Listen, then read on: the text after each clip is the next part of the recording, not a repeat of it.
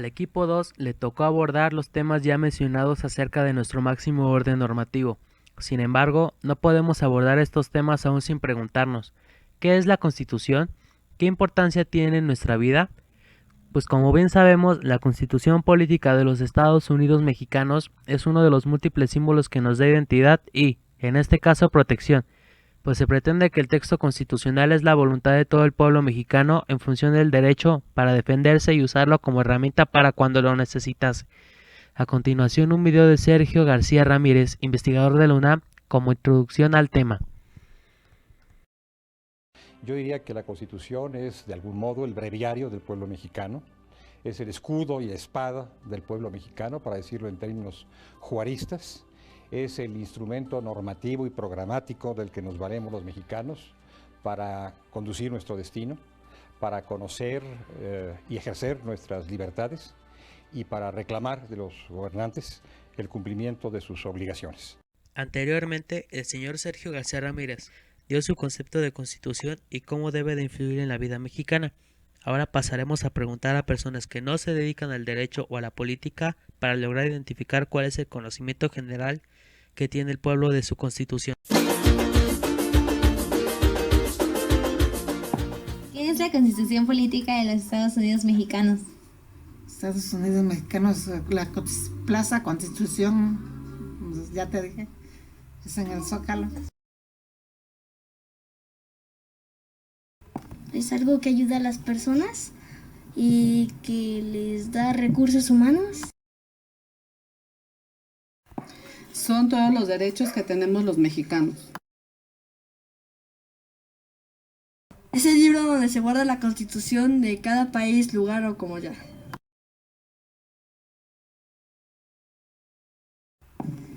Es la que rige nuestras leyes.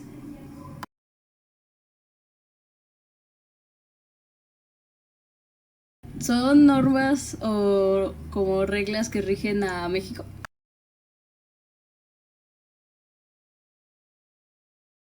Pues habla de las leyes y la política.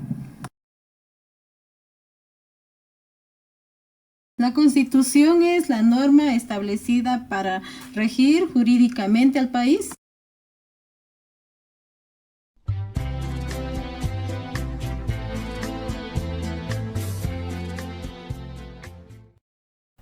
Teniendo como precedente los comentarios ciudadanos acerca de la Constitución, ahora pasaremos a explicar cada una de las constituciones que ha tenido México en la historia, desde que era la Nueva España hasta los tiempos de hoy.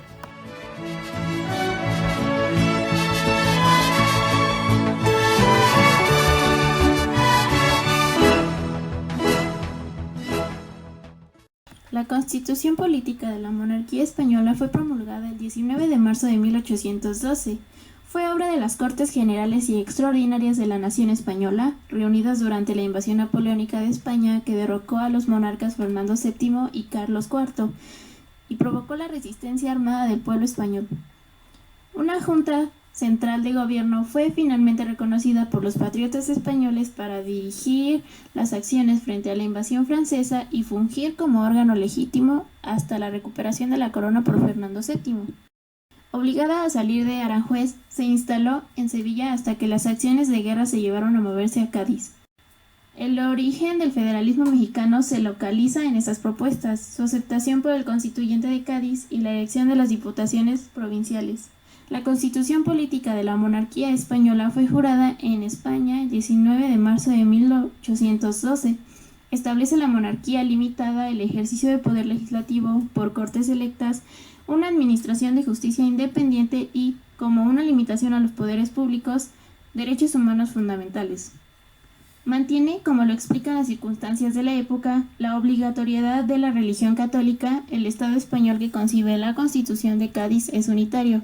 El gobierno político de las provincias reside en un jefe superior nombrado por el rey. Admite, sin embargo, un importante elemento de libertad provincial. Las diputaciones provinciales compuestas por individuos electos con facultades de intervención en asuntos fiscales, fomento económico y vigilancia del gobierno. La Constitución redujo el número de provincias existentes. Por tal razón, las Cortes de Cádiz ordenaron la formación de diputaciones provinciales mexicanas en número de 6. México y San Luis Potosí, correspondientes a Nueva España, Monterrey, Guadalajara, Durango y Mérida.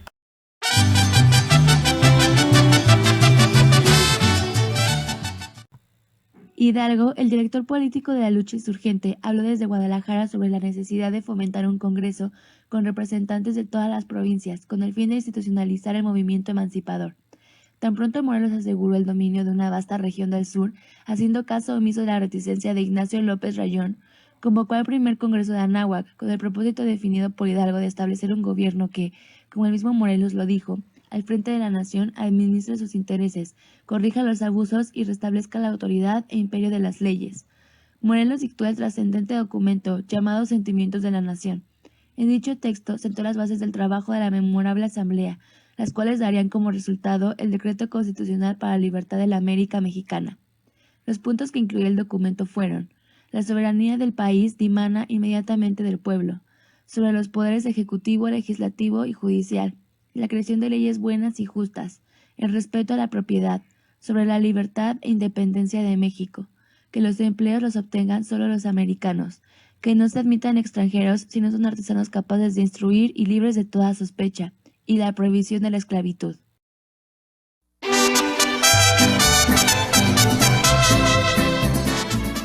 Las provincias liberadas en la primera etapa de la lucha habían sido recuperadas por los realistas para disponer de una herramienta que permitiera la toma de medidas urgentes de gobierno en todos los territorios liberados y facilitar el desarrollo de una cohesión política e ideológica revolucionaria, a iniciativa de Morelos. El 15 de septiembre de 1813 se reunió a los representantes de las regiones liberadas en el Congreso de Chilpancingo.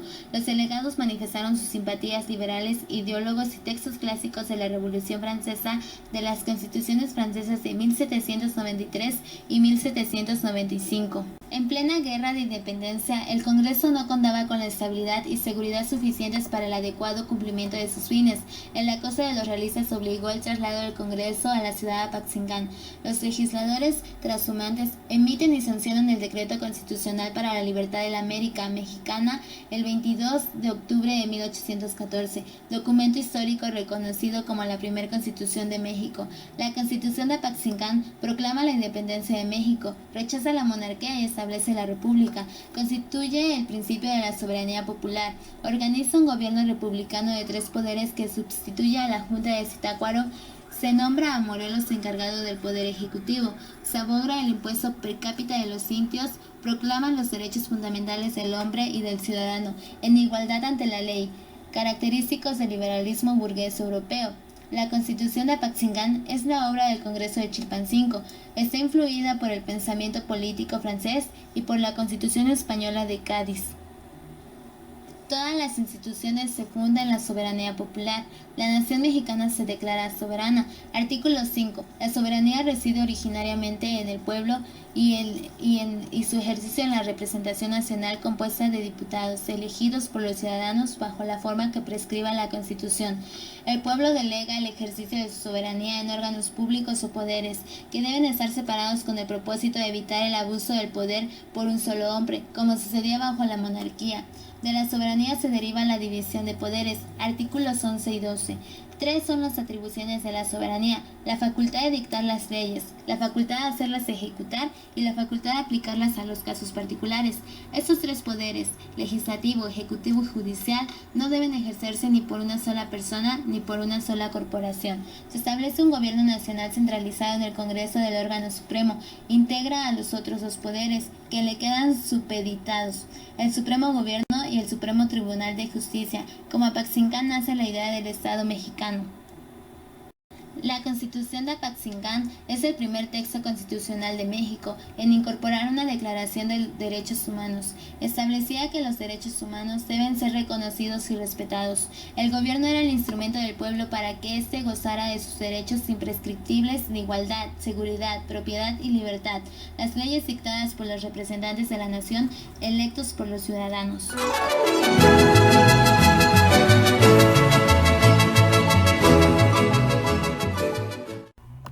El nuevo Congreso Constituyente, después de su instalación formal el 7 de noviembre de 1823, se abocó de inmediato a elaborar y aprobar el Acta Constitutiva de la Federación, que lleva la fecha de 31 de enero de 1824, así como la Constitución Federal de los Estados Unidos Mexicanos, que se promulgó el día 4 de octubre de ese mismo año.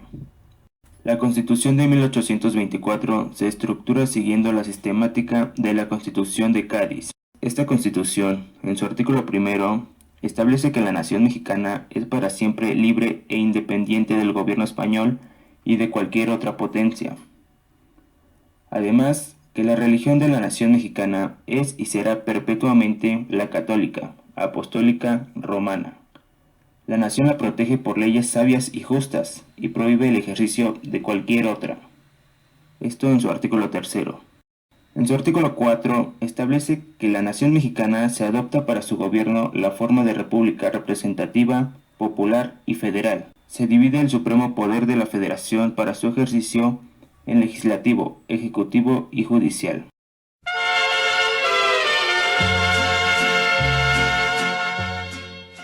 Cuando en el año de 1834 Santa Anna volvió al poder, algunas de las acciones que hizo fueron: clausuró el Congreso y abrogó la legislación liberal.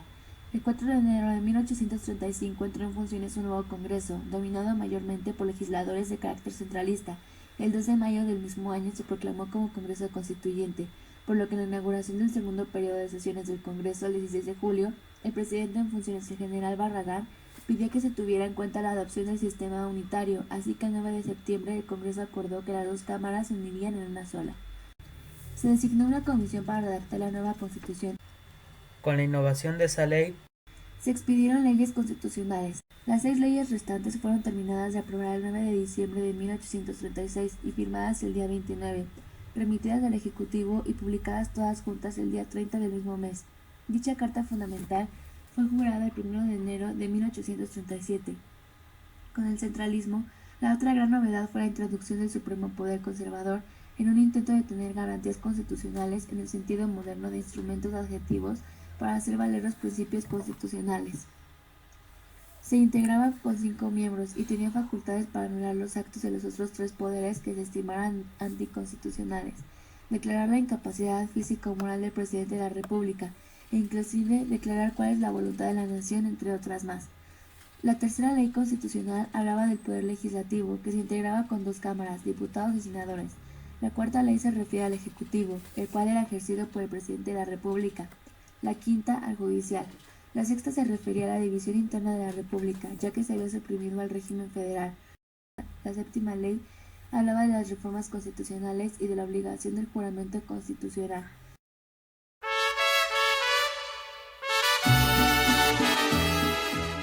Las bases orgánicas de 1843 avivaron la discordia y división entre federalistas y centralistas, lo que fomentó la desunión de la nación que privó durante la guerra contra Estados Unidos de América. El descontento general causado por el gobierno teocrático de Santa Anna y el desorden de las relaciones entre los poderes se manifestó de maneras distintas entre las principales autoridades políticas y militares, lo que provocó un periodo de intensas pugnas internas y grandes penurias financieras.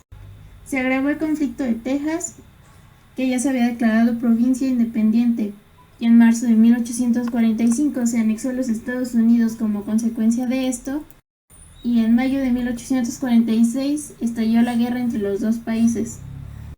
El Acta Constitutiva y de Reformas restablece la vigencia de la Constitución Federal de 1824, pero además incluye: número 1. El juicio de amparo.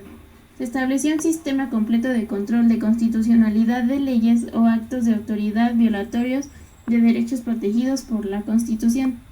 Número 2. El sufragio universal se introdujo al constitucionalismo mexicano. Número 3. Control del régimen de competencias. Número 4. Inició el largo camino del otorgamiento de derechos políticos y participación a los habitantes del Distrito Federal. 5. Se suprimió la vicepresidencia de la República. 6. Derechos de los ciudadanos y derechos del hombre. El acta busca la sistematización de los derechos establecidos en forma dispersa en la Constitución de 1824 y establece su clasificación.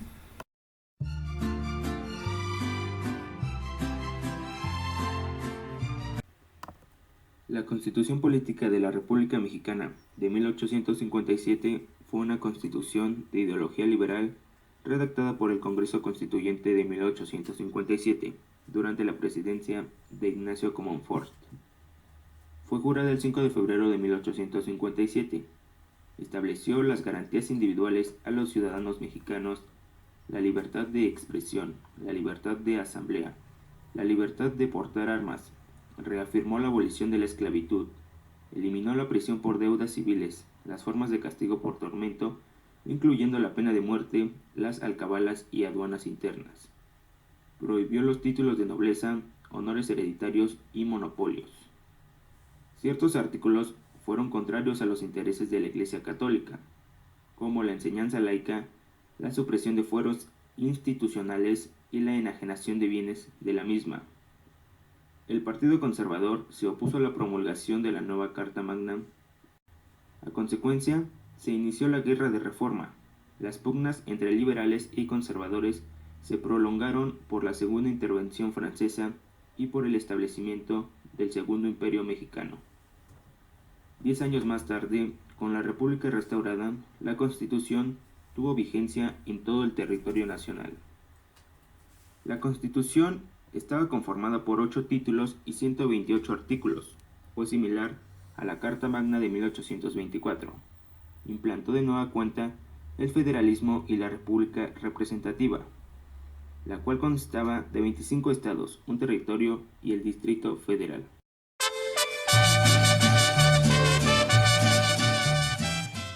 Durante la época del porfiriato en México, el presidente concentró las atribuciones de los 3 poderes, situación que condujo a la Revolución de 1910 encabezada por Francisco I. Madero, quien logró quitar a Porfirio Díaz el poder y llegar a la presidencia.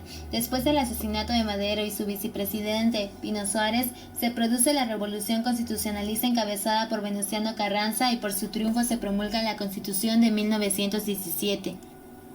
Esta Constitución ha sido objeto progresivamente de diversas reformas en materia de amparo y derechos humanos, la mayor de ellas la efectuada el 10 de junio del 2011. Se constitucionaliza el término de derechos humanos y se otorga un rango prevalente a los tratados internacionales de la materia. Se convierte en mandatos imperativos que obligan a todas las autoridades a su observancia y garantía, con lo cual se sientan las bases para el reforzamiento tanto del sistema jurisdiccional como no jurisdiccional de los derechos humanos. La Constitución establece la propiedad de la nación, dominio directo sobre las aguas de tipo nacional, así sobre los recursos naturales de la plataforma continental y los zócalos submarinos de las islas. Asimismo, el dominio directo se extiende a los minerales o sustancias en que vetas, mantos o yacimientos sean distintas a las de los terrenos. Disposición análoga se incorporó a la Constitución por reforma de 1960, en los que refiere a la generación, conducción, transformación, distribución y abastecimiento de energía eléctrica que tenga por objeto la prestación de servicio público. Todos estos preceptos tienen a asegurar la soberanía territorial del país sobre sus recursos naturales y sobre actividades estratégicas. La Constitución de 1917 recogió los principios políticos fundamentales de la Carta de 1857, que correspondían a la doctrina del Estado liberal, de derecho, la protección de los derechos del hombre en su aspecto individual, el principio de la soberanía nacional en su llamada parte dogmática, así como las modalidades de su forma de gobierno y de Estado, división de poderes y sistema federal, parte orgánica. Ya profundizamos una a una cada una de las constituciones y actas constitucionales que ha regido este país. Ahora vamos a una rápida definición de qué es el centralismo y qué es el federalismo. El centralismo es un sistema que concentra el poder y las funciones político-administrativas en un órgano central, el Estado como autoridad suprema, el cual provee exclusivamente el ejercicio y administración de los derechos públicos y colectivos del país. Mientras tanto, el federalismo es un acuerdo de unión entre varias entidades territoriales llamadas estados o provincias que delegan parte de su autonomía en un organismo u autoridad general. El Estado. Los estados conservan su soberanía, leyes y autoridades propias. Estamos aquí con el doctor Eduardo Alfonso Antonino Guerrero Martínez, magistrado y profesor de la Facultad de Derecho en la materia de Derechos Humanos. Profesor, la primera pregunta sería, para usted, ¿qué significa una constitución y cuál es su utilidad? A ver, Una constitución es una norma, se le llama norma fundamental. La sociedad debe estar organizada jurídica y políticamente. Entonces, yo considero que el derecho es un orden social justo y en consecuencia toda sociedad debe estar constituida como país y con todas las cualidades y características que en el derecho internacional tiene un país, con la soberanía limitada que ahora se tiene, el derecho de emitir moneda, de otorgar nacionalidad y ciudadanía a sus nacionales, etcétera. Surgen entonces una serie de obligaciones para los estados constituidos. Entonces es fundamental que una sociedad tenga una constitución para que esté la sociedad de ese país o de ese conjunto de personas sepan qué se vale y qué no se vale a partir de una norma constitucional. Podríamos llamar que la Constitución sería el primer momento o la norma más importante de un Estado de Derecho. Okay. ¿De acuerdo? Sí. ¿Qué implica un Estado de Derecho? Que el poder público y la sociedad se sujeten a normas jurídicas. Que donde estén todas las facultades de la autoridad señaladas en la Constitución y en las leyes derivadas. Perfecto. La segunda sería, ¿qué opina del centralismo y del federalismo en México? A ver, ha habido una gran controversia. Yo suelo decir que antes de la llegada de los españoles existía una monarquía indiana por regiones en el país. Los aztecas, los mayas se acabaron allá por el siglo VIII de nuestra era, pero estaban mixtecos, zapotecas, purépechas y en fin una serie de comunidades indígenas.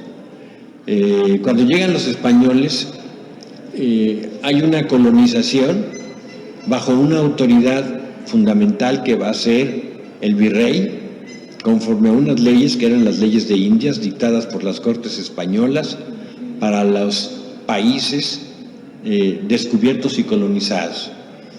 Y luego viene la independencia. Yo pienso que aquí había una gran unidad dentro de los matices que pueda tener su extensión territorial y hubiera sido factible un gobierno central.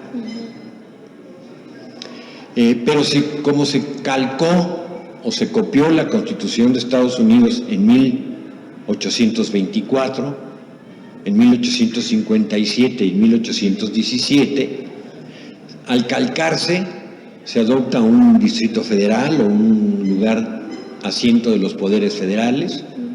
También se dividen en estados. Hay un dicho por ahí, no recuerdo el autor, y lo digo con toda franqueza, que decía que en Estados Unidos la Constitución Federal unió lo que estaba separado, entiéndase las 13 colonias, y aquí en México las constituciones federales separaron lo que estaba unido. ¿Por qué? Porque nuestro esquema no era como el de Estados Unidos. Y, sin embargo, se impuso ese criterio por la mentalidad de algunas gentes que yo pienso seguían los intereses de Estados Unidos y por eso copiaron la Constitución. En el siglo XIX hubo una guerra entre qué sistema era el que debería imperar, el centralista o federalista. Ganó el sistema federal, sin embargo pienso yo que la realidad fue un gobierno centralista.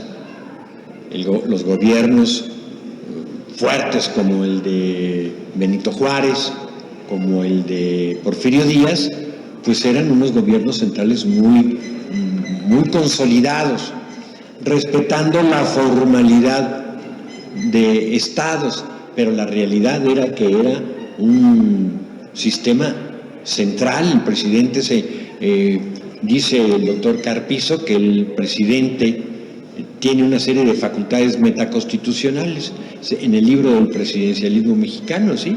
Para que nosotros nos demos cuenta de la gran fuerza que tiene el presidente de los Estados Unidos mexicanos, aún en la Constitución de 1917, que es una constitución federal. Este federalismo ha ganado o ha cobrado fuerza en México, no a raíz de la Constitución del 17, sino a raíz de las modificaciones democráticas electorales en que ha permitido alternancia en el poder, tanto en municipios, entidades federativas y federación, en el que ya se permite otra cosa y entonces ya las entidades federativas empiezan a ser como muy autónomas en sus regímenes interiores. ¿Queda claro? La última pregunta sería, ¿qué cambiaría usted de la Constitución que nos rige en la actualidad? ¿Qué cambiaría? Convocar posiblemente a cambiar una Constitución, recopilando de la actual una serie de cosas. Algunos critican que la Constitución ha tenido 400 y pico. Para mí no es una crítica, al contrario, es una señal muy evidente de que la sociedad es viva y por tanto actuante. En consecuencia, las reformas proceden conforme a las necesidades que reclama la sociedad y la problemática que específicamente se tiene. Algunos critican, ¿y por qué la sociedad norteamericana en su constitución no cambia mucho, sino unas cuantas enmiendas? Porque allá esa constitución son principios y la nuestra es un código político donde van cambiando una serie de cosas y entonces vengan todas las reformas que sean necesarias. ¿De acuerdo? Por eso, eventualmente pudiéramos tener otra constitución recogiendo del actual lo que sea rescatable, que no creo que sea poco, sino al contrario, bastante. Pero ¿por qué yo diría una nueva constitución? Porque nada se dice en derechos humanos. Cuando el artículo primero dice los derechos humanos consagrados en esta Constitución, discúlpenme, no confundir garantías individuales con derechos humanos. Necesitamos una declaración de derechos humanos en la Constitución, como lo tiene la Constitución francesa. Ok, bueno, eso sería todo. Muchísimas gracias. Muy bien.